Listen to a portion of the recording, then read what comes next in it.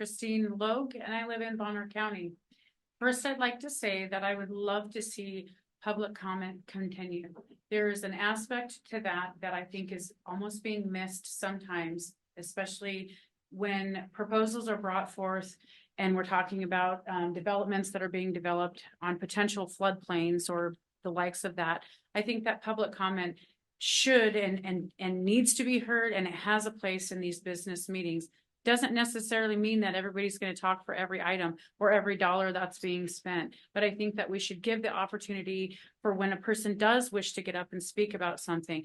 Heck, the guy that was given the MLD, whatever it was for down in Blanchard, he mispronounced Poyer name. That wouldn't have been brought forth. But what I'm saying is that somebody else might not have known that. If the public comment has its place to give information that's not necessarily known to you, the board members.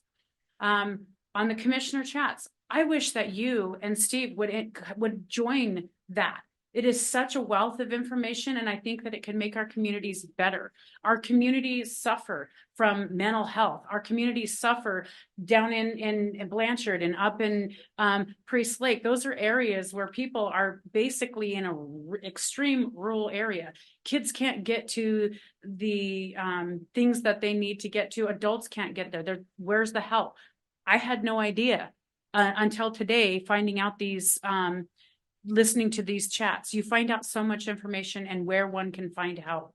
It's a community. We are a county and we should work together. And what better place to have that than here in a business meeting to discuss how our neighbors are doing or what our neighbors need, what could better us as a county. It's super important. And I'm really sad that Steve, isn't here to be a part of that community.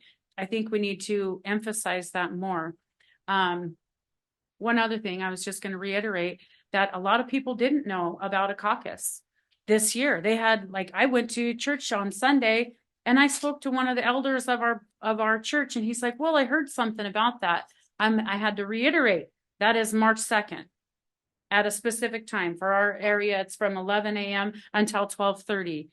It's something that should be put out there. And then to know that also the primary still will be held. And here we go. I appreciate your time and thank you for the meetings and chats that you do have.